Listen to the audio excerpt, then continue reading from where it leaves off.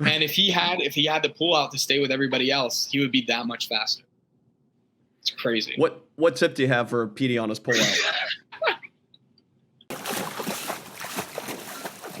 All right, welcome to Social Kick. Thanks for joining in here today. My name is John Mullen. We got the full crew here today. Mr. Luke Paddington, who's not in New York, but actually in California. Brian Lundquist, who's, who knows, out camping some van life out there. And then we have a newly minted, as much as I hate to say it, IU Hoosier as a Purdue alumni, Brian Benzing, who got second at NCs last year out of Towson University. Shocking everyone. How you doing today, Brian? Good. Thank you for having me. Yeah, of course. Well, we're going to start with some audience questions. We got these on Instagram. Follow us if you aren't already at Social Kick Swim. All right, first rapid fire question comes from Billy Englam, and they want to know, what is your favorite food to eat on race day? So before, it's probably going to be oatmeal, a banana, and probably a good amount of eggs. And then typically in between prelims and finals, I'll do like Chipotle or Jimmy John's, something that has some good carbs, some protein, and fills me up well. Jimmy John's, free smells. Oh, yeah. Smells. New transfer teammate Owen McDonald wants to know, who has the best underwaters you know? Probably Owen McDonald. Watching him in practice is just like, it's insane because like we would do like repeat 50s, like not repeat, but like fast 50s, odds, fast, evens, recovery. And I'll be happy with my like 22s or whatever, 22 lows. And this kid's ripping like 20.6 from push and 19.6 from the blocks. He's just a different animal. And like his backstroke, he'll push like a 22 low or 21 high, 50 back casually in practice. Like he's beating me doing backstroking when I'm doing free. So his underwaters are definitely the best I've ever seen or trained with. Well, there you go, Owen. You got it out of him. You got what you wanted, I think. Yeah, he definitely did. Man, you had to throw one out for the recently retired legend, Brendan Burns, though. Hey. Yeah. I didn't get to train with him and see his underwaters, sadly. I wonder if Owen's better high end and Brendan could just do it for underwaters for days. Same speed, but. Probably. Well, perfect segue. Newly retired Brendan Burns wants to know, hey, what's your PR in bench, squat, and clean? Bench, I've done 285 for 3. Clean, I don't clean, so 135. Squat, I think I've hit 405, but if not, like I rep out 365 pretty easily on squat. Peak. But, breaststrokers. Breaststroke, man. Yeah. All right, next question from Henry NG0410. Why wear a cap when bald? Yeah, that's it. I actually don't. I try not to wear a cap, or at least like during warm-ups, I wear a cap and stuff like that, just because like I want to simulate what it's going to be like in the race. Yeah. And obviously, I'm not Laszlo Chesh or whatever. I'm going to wear a cap. I don't know, just represent the school. But if I'm in practice or something like that, I'm not wearing a cap. You know, no hair, no problem. Yeah. Has anybody ever done a study on which one's faster?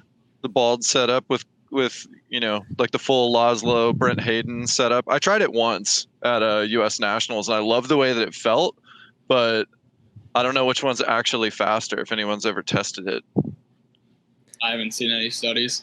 Yeah, I don't think there's been any research, but I would assume like some of the suit companies have done some different test on it, or you know, if it was a bald head, they wouldn't release that information. That's for sure. They're like, no, you need this $40 dome cap. But speaking of caps, God, when caps get so popular and like custom caps and all that. I mean, this is I think new to Luke and Lundquist and I, but I don't know. It's just like blowing up everywhere. These custom caps. Huge. Yeah, it became a trend. I think Kyle Sockwell kind of like put it out there. Yeah, made it a thing. And then all the teams were trying to capitalize on the trend and like get that PR on Instagram or Twitter or whatever. So, and they look sick, so I'm not going to complain. But. Yeah, it's a nice way to show some more individuality and like some more customization in a sport where there's very, very little of that. Yeah, exactly. So people do advertise this as the fastest cap in the world. I'm like, really? What makes it the fastest cap in the world? Yeah, the ridges on the back. The ridges, yeah. Like allegedly, it like breaks up some surface way. tension. I don't know. Yeah, we don't have to dive too far into that. Yeah. But if you had a custom cap, what would be on it? Prop.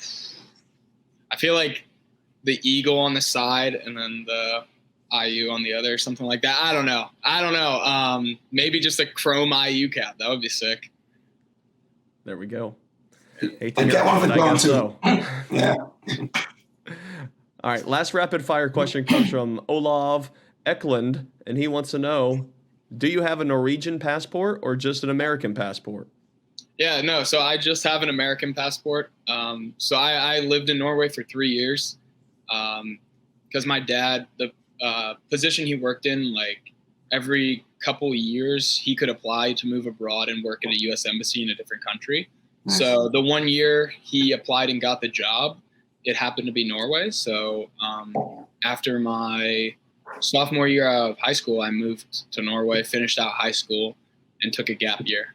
So sadly, no Norwegian citizenship, but maybe in the future. Well, let's get into maybe, a little bit more about your background and when you started swimming and a little bit more into, how you developed into, getting second at NCAAs. I don't think it's out of line to say you came out of nowhere on our radar, in all honesty. We were not expecting you to get second, and obviously from a smaller school, dropping times like that isn't that common, especially at NCAAs where certain colleges just have the pedigree and dominate. So why don't you talk us through a little more about, when you started swimming and, like you said, develop and discuss more about that? Yeah. So I've been swimming essentially my whole life. I think my mom put me into swim lessons when I was like 3 or 4. And then I started doing like summer swim. So probably around 5, 6. And then a lot of kids in my neighborhood ended up swimming for a local club team called Clippers, is CAA. And I wanted to be like the cool kids because I thought they were the coolest people. And I don't remember exactly what year, but I think it was like probably middle elementary school, maybe 3rd grade, maybe a little earlier, is when I started swimming club. But like up until my junior year of high school, I was always doing as many sports as possible. So I would play basketball, lacrosse, soccer, and then I swam. So swimming was never really a priority. So it would be like, I think in the fall would be soccer and a little bit of swim. Winter, mainly swim and basketball. Spring, lacrosse, and a little bit of swimming, and then summer swim. So I did that up until high school. And then like in middle school, I actually got kind of burnt out from swimming.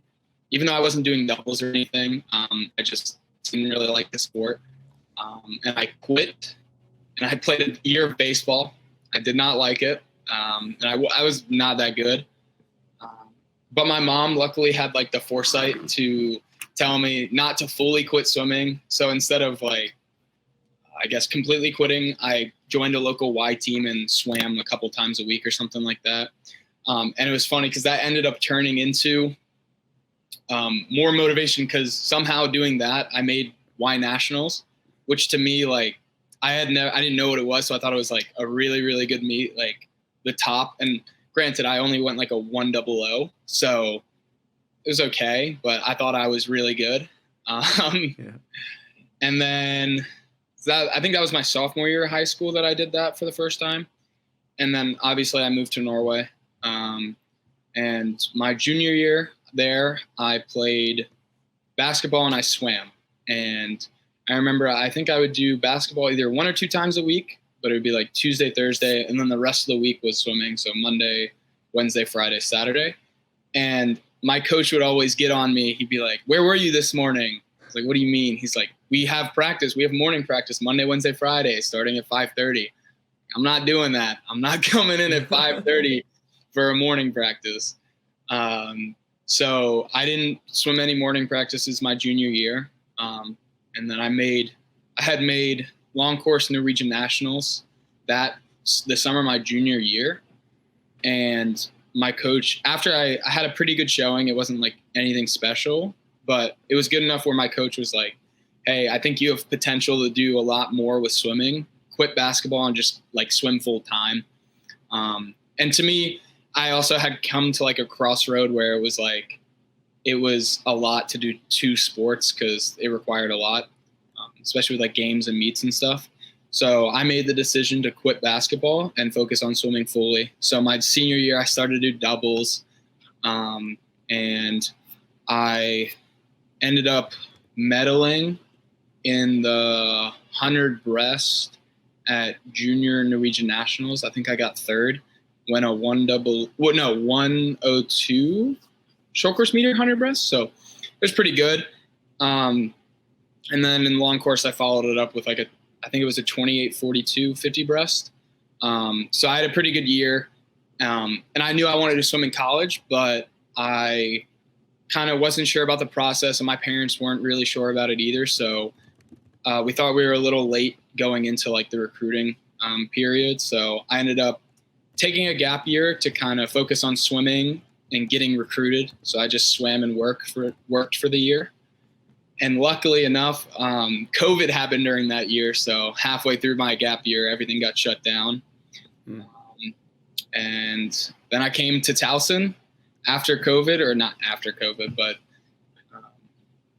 kind of when it died down. And yeah, it was just, I got to swim yards again. And I don't know, I think something clicked with the training in Norway carrying over to short course yards and like the training that I was doing at a collegiate level.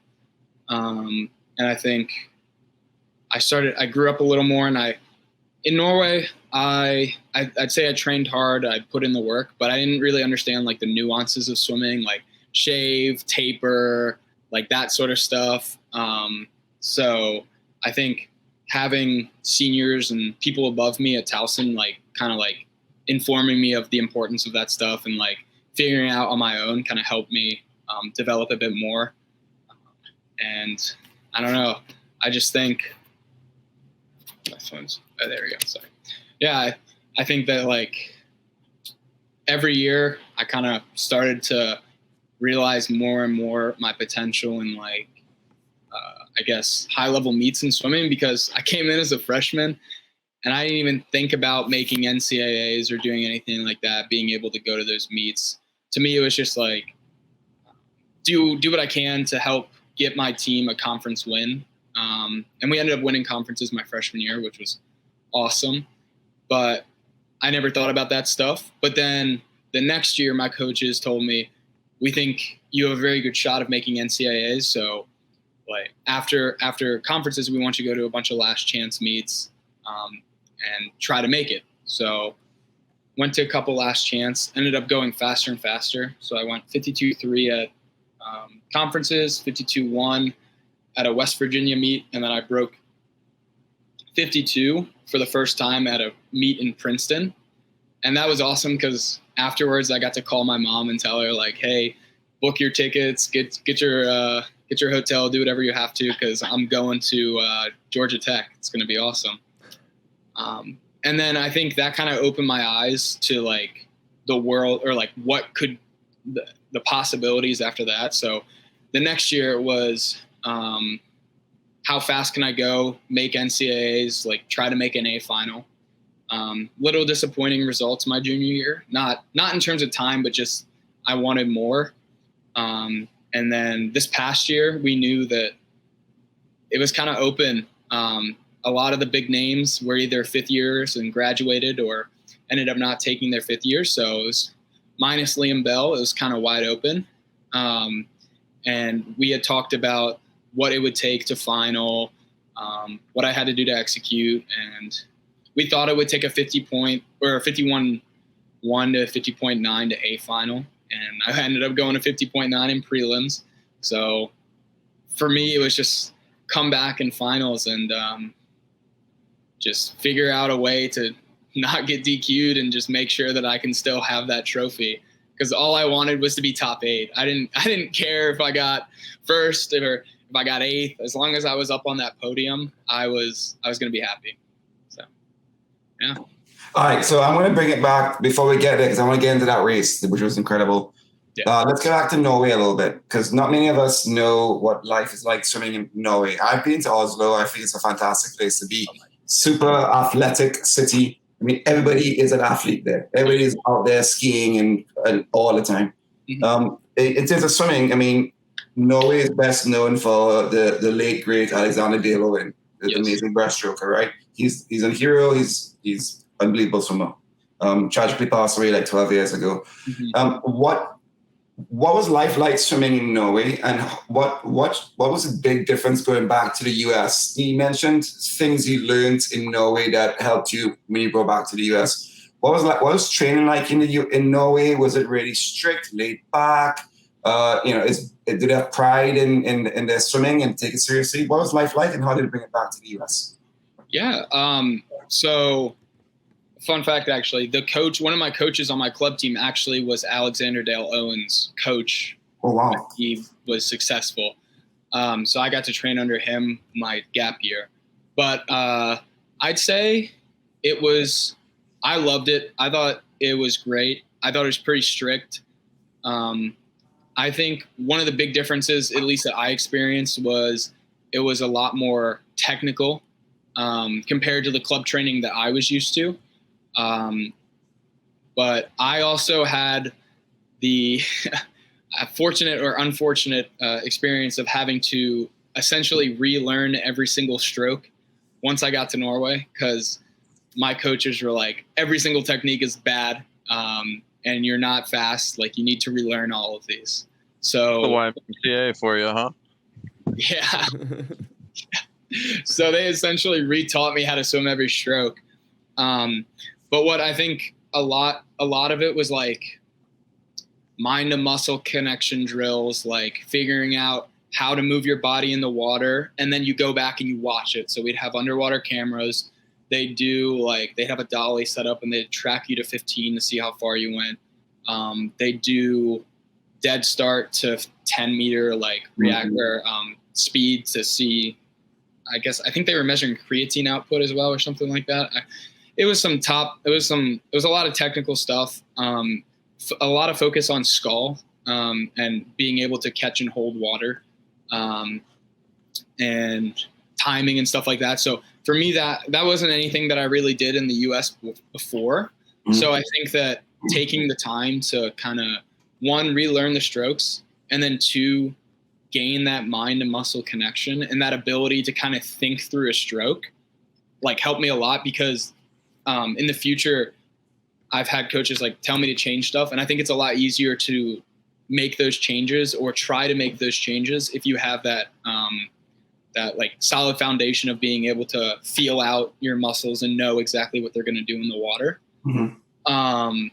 But it was a lot. It was definitely hard. And it's a smaller community, obviously, because Norway's population is, I think, the same as Maryland. So yeah, it's not a large population. So the swimming community is pretty small, but it's a great community. A lot of pride for the country, and I'd say a lot of fast swimmers.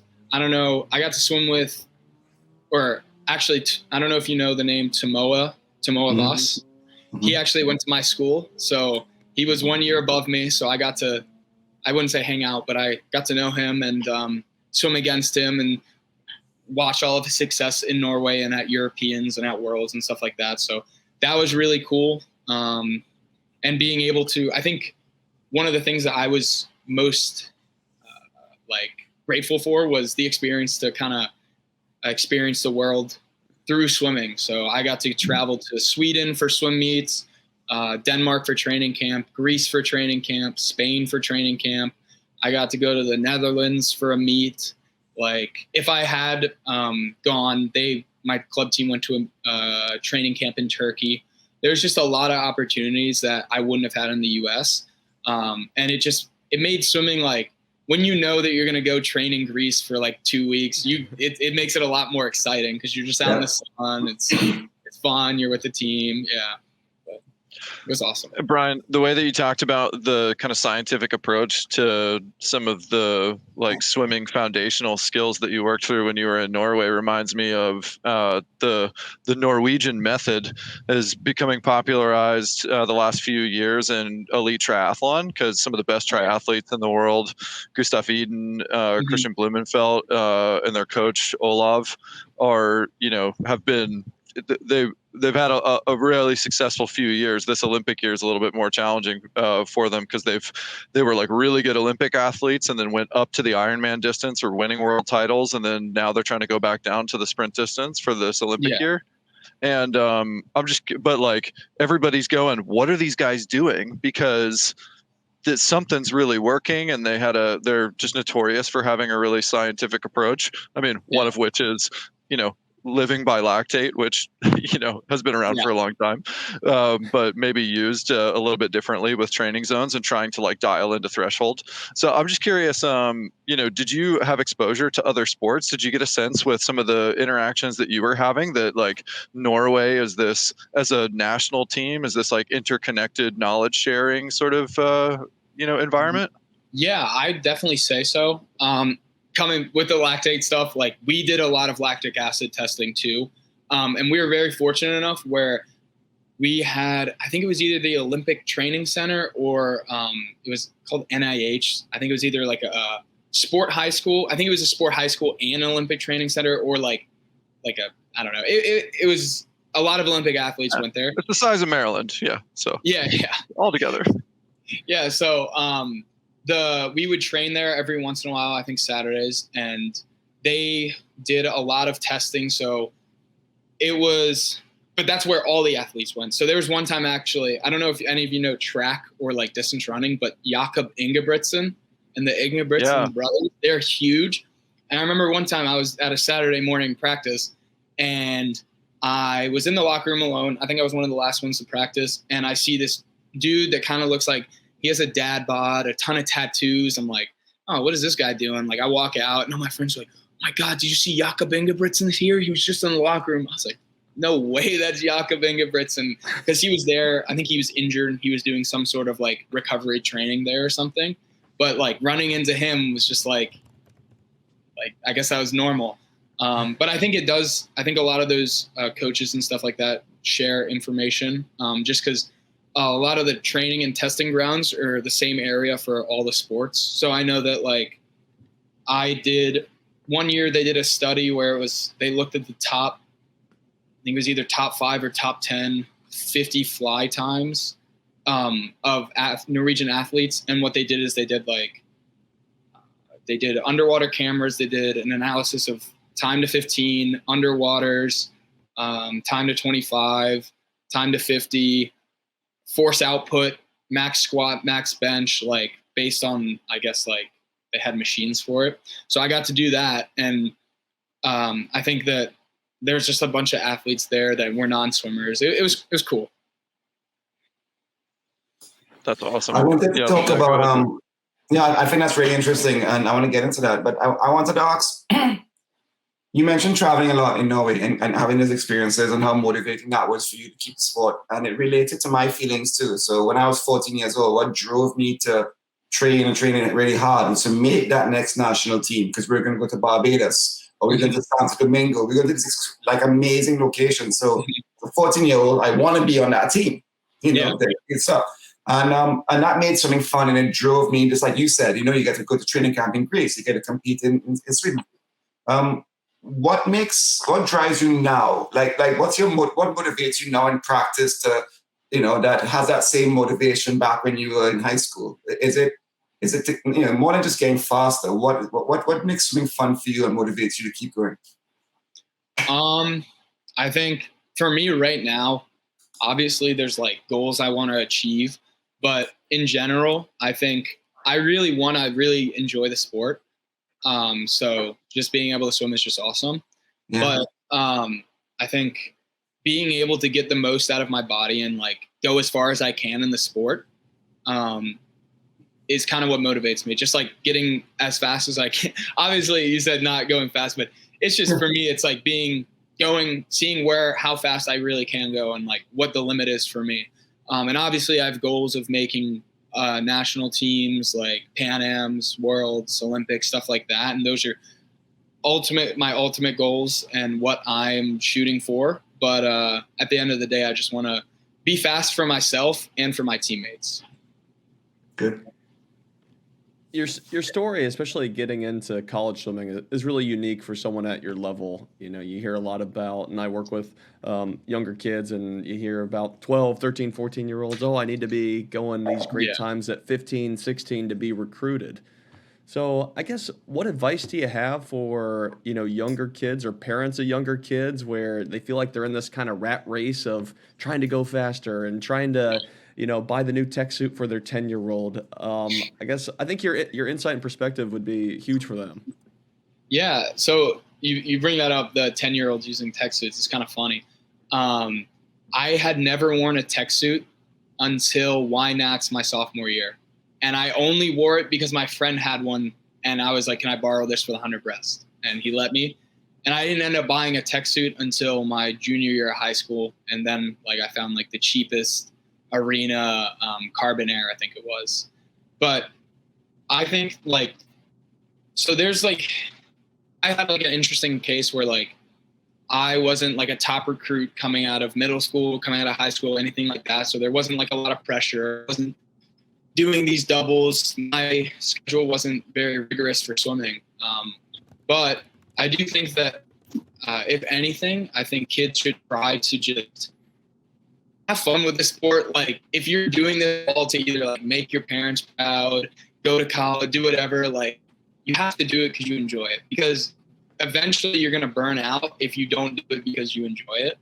And I think taking the pressure off yourself at such a young age is important because it's hard. It can be really hard to separate your identity from swimming. So if your whole life you grow up and all these people are telling you, you're the best, you're the fastest, you're going to be the greatest in college, all these things, it's going to be very hard if you go to college and you're not performing to those standards that you've been given your entire life. So I think obviously you can push yourself and have goals and stuff like that, but being realistic and understanding that you are still a kid and that you don't need to overwork yourself to get where you want to go. But as long as you're motivated and you do set yourself goals and you have some sort of dedication and you enjoy the sport, you're going to get where you want to go. But definitely you don't have to be doing doubles at 12, 13, 14.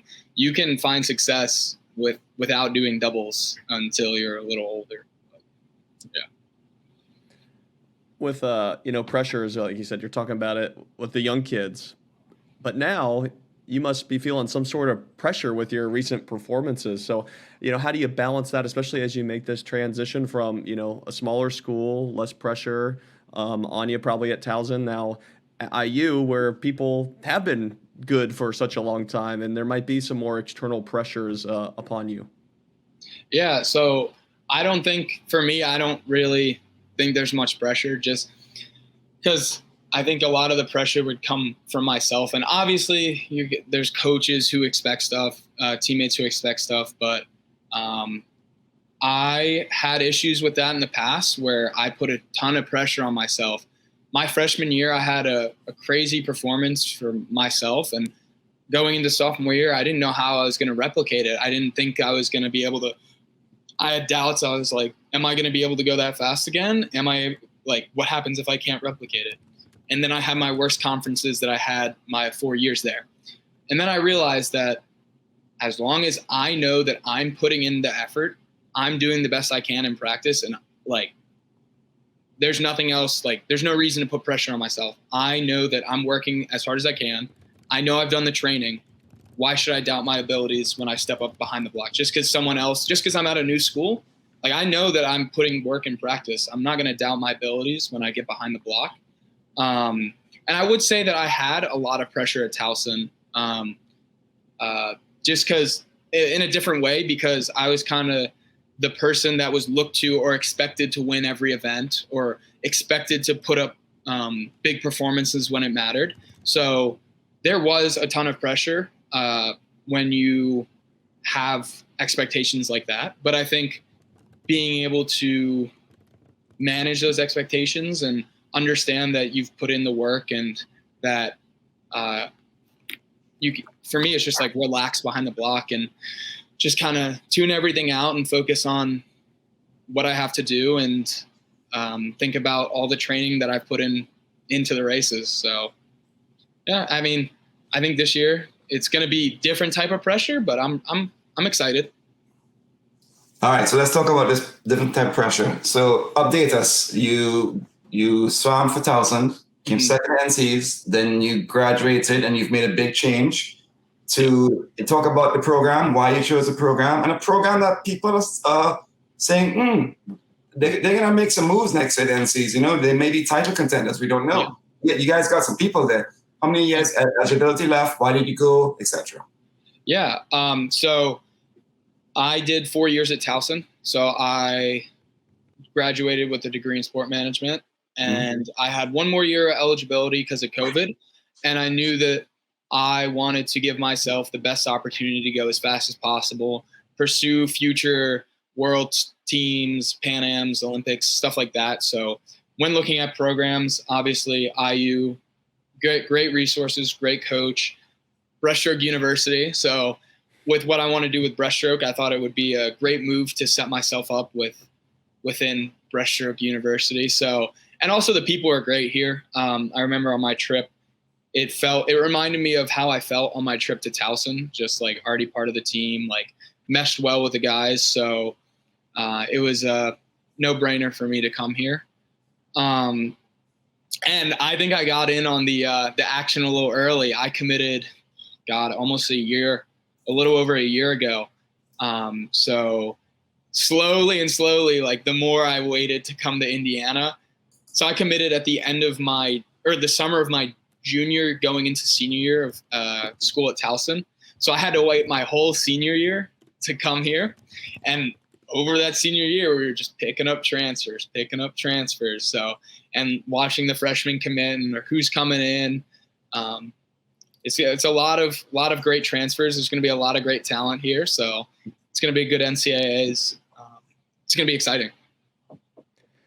Yeah. When we were watching or following men's NCs, it was odd that everyone knew where you were going already. And I felt like you were the only one that people were talking about, man, imagine next year, because no one knew where everyone else was going. So I guess the transfer portal is still so new to us, and swimming is just starting to like capitalize on what basketball and American football have been doing.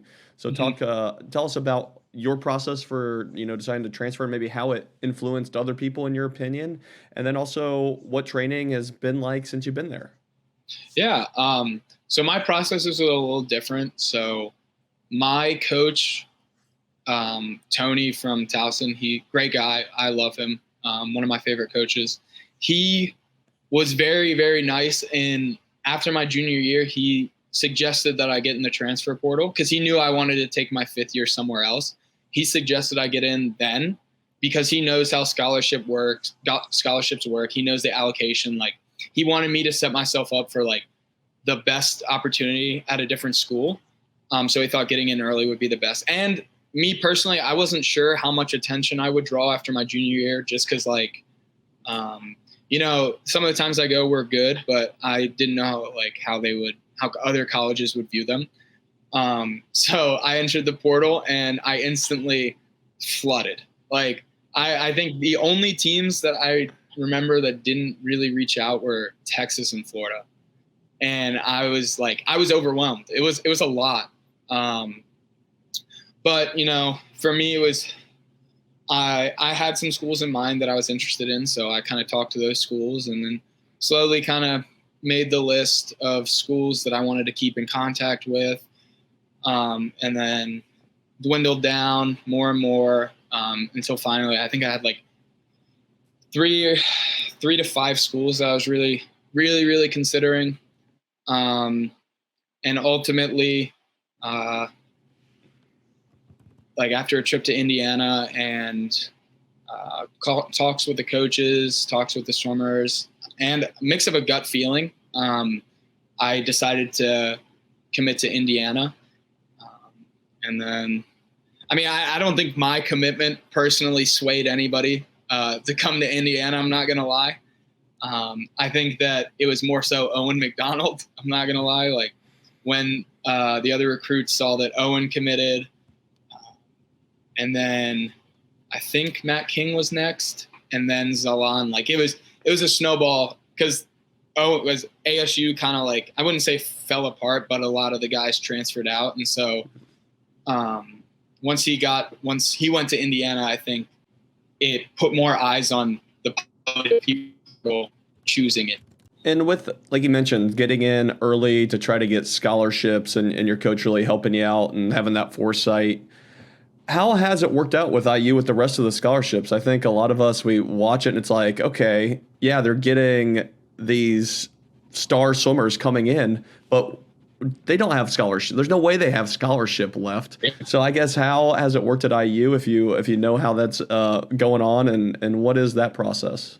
I think I know that I still have my scholarship, and I think it took like a lot of work on the coaches' ends and just a lot of moving around. Like I know the articles from Swim came out with a couple swimmers giving back their scholarships or to be able to bring on other swimmers. So I'm not exactly sure about the details, but I know that they're getting it done. Bring it on. So it's got to be like the NFL model where they just like keep on kicking the can down the road, just waiting for the CBA to go up, and there's just going to be more money later. I love it. Nobody's ever going to have to pay for it. Yeah, it's like yeah. Hey man, talk about the training, because like well, none of us are breaststrokers, and I can't imagine what it's like to swim breaststroke for Ray Lewis. I have in my mind like this notoriously more high volume program that does a lot of focus breaststroke training, a lot of breaststroke pull.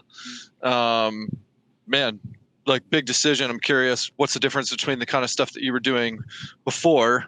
Because when I hear someone with a background like yours, I tend to think that it's like a little bit of a lower volume, more technical in nature. A lot of late bloomers, I feel like, are more of that background. So yeah, what's how big of a shift is it for you? Is it pretty aligned with what you've been doing before? Obviously, you're going to learn some things new. Tell us about like the transition to training there. Yeah.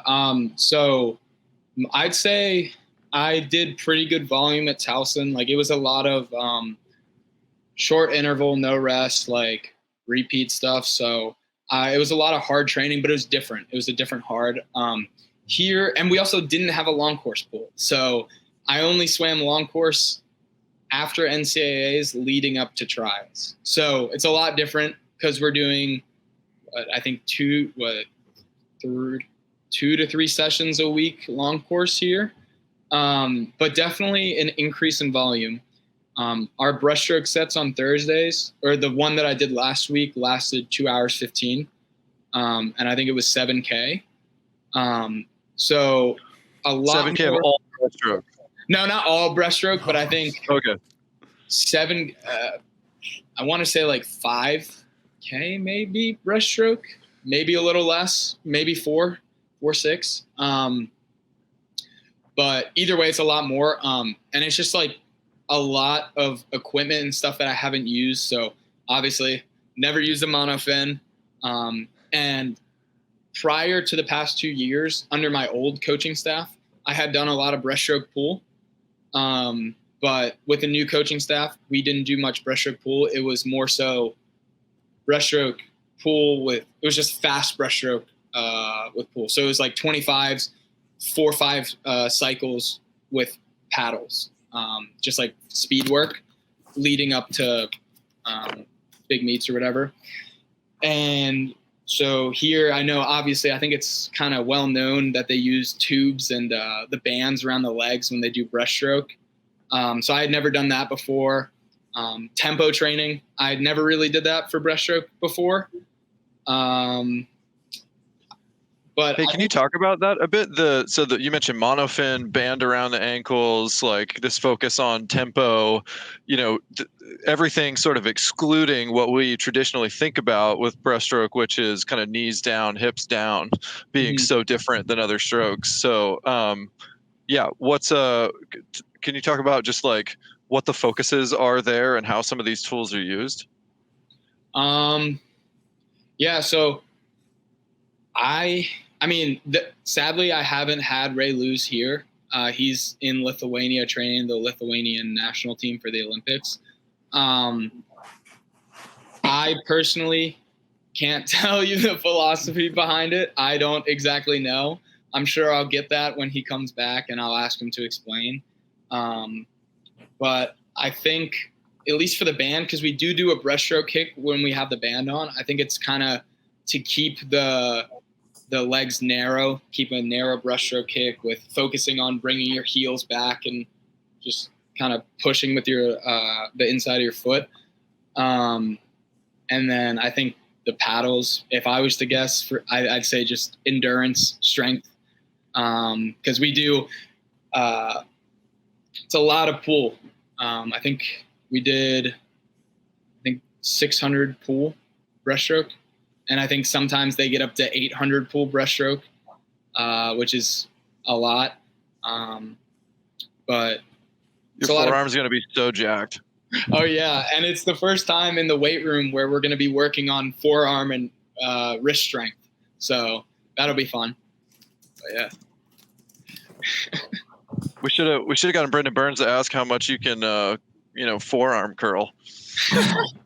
Yeah, I mean, they haven't had me do it yet, but they told me in season I'll be doing a lot of forearm workets. So, gotta do like. Hey Brian, what's your strength as a breaststroker? Let's so the audience knows how you swim your breaststroke. Like at trials, you went out 27 and you came back in a 00. You went out blazing. At NCs, you're 50-point yard swimmer at NCs and getting faster. Yeah. Is it your turns, your kick? What's your strength as a breaststroker, and how are you working on improving your strengths and also your weaknesses, obviously? So I think my strengths when it comes to breaststroke, I think the weakest part is my kick probably. But I think I have a very strong pull, good pull outs, turns, and then like strong push offs. So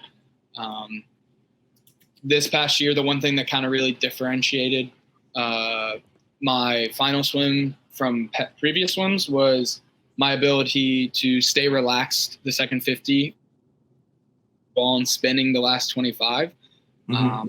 So I think pushing off at the turn at the 75 mark and being able to kind of almost relax my breathing and just kind of like be, I guess, relaxed on the pull out and get as much as far as I can with it, and making sure that the last strokes that I take are still full strokes and they're not choppy, just they're full strokes. I'm fully extending. I'm trying to get as much water as I can. And I think I took significantly less strokes total, but I went almost a second faster So I think just dialing in terms of how I want to improve, I think dialing in stroke count, tempo, obviously improving my kick, and just endurance in general for the 100. And then I think that would carry over nicely to the 200 and to the 100 long course meters. For the 100 long courses, I approached it kind of like the same as the short course yards. It was just making sure that the first 50 was relaxed, but it was still like I'm still going pretty fast. And then the second 50, staying relaxed and making sure that I don't come off that wall spinning and then just die off. It was kind of almost build into the second 50 off of the wall. And I think I did a really good job of that at prelims at trials, but then finals, got a little excited, started to see the people around me last like 15, 20, and I choked up and started shortening up. So But yeah. Yeah. I mean, Brian, and for those who don't swim, it's really hard to do that. It's really hard that last 25, and you're in so much pain, and your stroke is so short, and you're trying to be long, yet you want to rush to finish. It's a fine balance, and it's so much pain and so much hard work and so much mental toughness to be able to keep your stroke. And all you want to do is do this. Yeah. So, all you want to do is just increase the tempo, because I think in a lot of other sports, it's like tempo, or maybe not other sports, but like in situations, you just think about like, if I do this faster, it'll go by faster. But then in swimming, sometimes when you go faster, you go slower versus full long strokes that you're catching more water. So, yeah. All right. Well, no more tips from Luke, the 2-minute 100-yard breaststroker, but we're going to get into some games here. Okay. We're going to finish up with some fun. So a few games and then our rapid fire. So for this first one, we're going to have you blind rank these breaststrokers of all time, with 1 being the best and 5 being, they're all great, but not the best. Okay? Yeah. All right. First one, Brendan Hansen. 3. You mentioned him earlier, Alexander Dale Owen. I think that's a hard one because, like, obviously his career got ended pretty early. Mm-hmm. But I think for his time, I'll say 2. Just 2. Yeah. Kitajima. 4. Cameron Vanderberg. 5. It's gotta be Adam Peaty last. Adam Peaty. Number 1. Come on now. All right. Too easy. So he's by far the greatest breaststroker. If he had anybody else's pullouts, that world record would be like a 55. His pullouts, give him some pullouts. Boom. Yeah. No, it's so funny because he's like, no shade to him, obviously, but he's the last one to 15 or whatever. But then he's the first one to the wall. And if he had the pullout to stay with everybody else, he would be that much faster. It's crazy. What tip do you have for Petey on his pullout?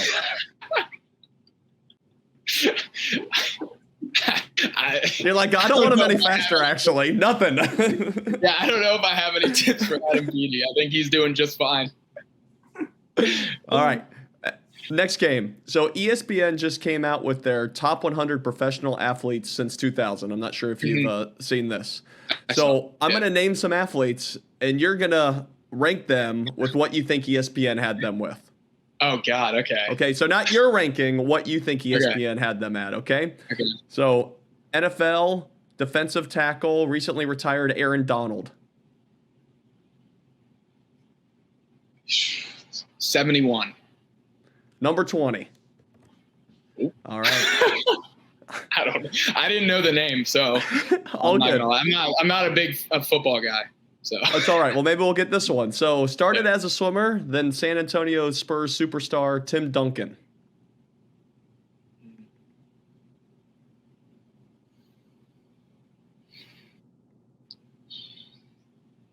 I'm going to say 25. All right. Getting better. 16. Okay. I thought he could be top 20, but I was like, there's a lot of people. So. There you go. Okay. WNBA superstar Candace Parker. I'm going to go 28. Going the wrong way. Number 60. Oh. All right. Cricket and India's what is he? He's their what, Luke? He's their captain, their superstar. Captain. Yeah. Okay. Virat Kohli. Say 32. 97th. Oh my God! I'm just thinking I'm not doing good at all. All good. Well, let's get back to maybe some more you might know. Katie Ledecky. I think she's 18, isn't she? Number 15. 15, yeah, okay. Yep. All right. Track superstar Allison Felix.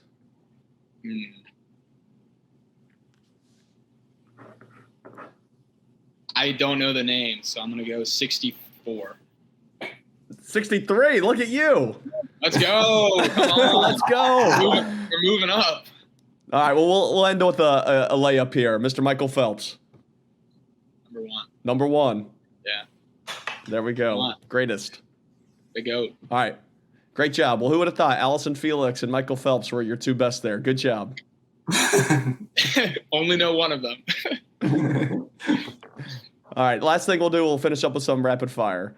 Okay. Sounds good. What's the hardest race in swimming?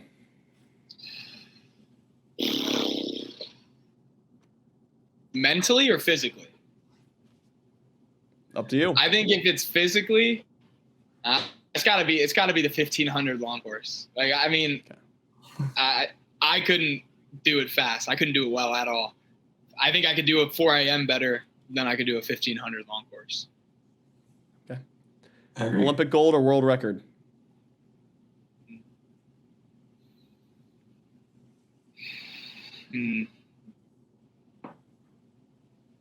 I'd have to say Olympic gold, but yeah, definitely Olympic gold. That'd be sick. Do you pee in the pool? Yes. Who does? Who doesn't? Like, come on. You're lying if you say you don't. There you go. All right. This was from one of our audience members, Lucy P. Smith 23. Maybe you know her because I don't even understand this. Are you an avatar? Oh, I think it's because I was bald, like the triangle. Like, gotcha. You know, no, I wish. All right. So you have a history of playing basketball, 400-pound back squat. Can you dunk? Yes. I can. What's your most impressive dunk? I don't know. I don't have big hands, so it's hard for me to grip the ball. So I'd say just a back scratcher. Okay. But yeah.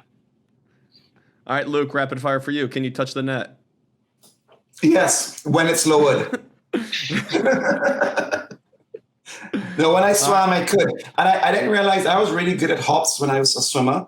And I realized that's like one of the things coaches look at. They look to see your hops, like how hard you can jump. So swim coaches don't care how strong you are, but they do look at things like vertical jump and stuff. Yeah. Cool. Yeah. We did a lot of vertical jump work at Towson. So there we go. Yeah. All right, Brian, last one here. How often, now that you're at IU, are you doing social kick? Every day, every practice. There's always some sort of social kick and warm down or warm up, something like that. It's awesome. We did a little bit at Towson, but it's a lot more at IU. Nice. Yeah. Love it. It's great. All right, Brian. Well, great job. Thanks for joining us here today. We wish you the best of luck and excited to see where you take your career, especially with your new time at IU. I guess, where can people follow you online? You can follow me at Brian_Benzing on Twitter, Instagram. I think TikTok. I'm not sure. I think the eyes are ones on TikTok, but yeah. All right. Well, that's it for this episode of Social Kick. Luke, Brian had to take off early, but thanks again for joining us here. Follow us at Social Kick Swim, and we'll see you next time. Thanks, guys. Thank you for having me. Hey, everybody. Thanks for hanging out with us. If you're enjoying Social Kick, tell your friends about it. And be sure to tell us what you liked by leaving a comment and subscribe wherever you get your podcasts. Follow us on Instagram. Please subscribe to our YouTube channel, The Social Kick. And you can find all of our content on our website at thesocialkick.com.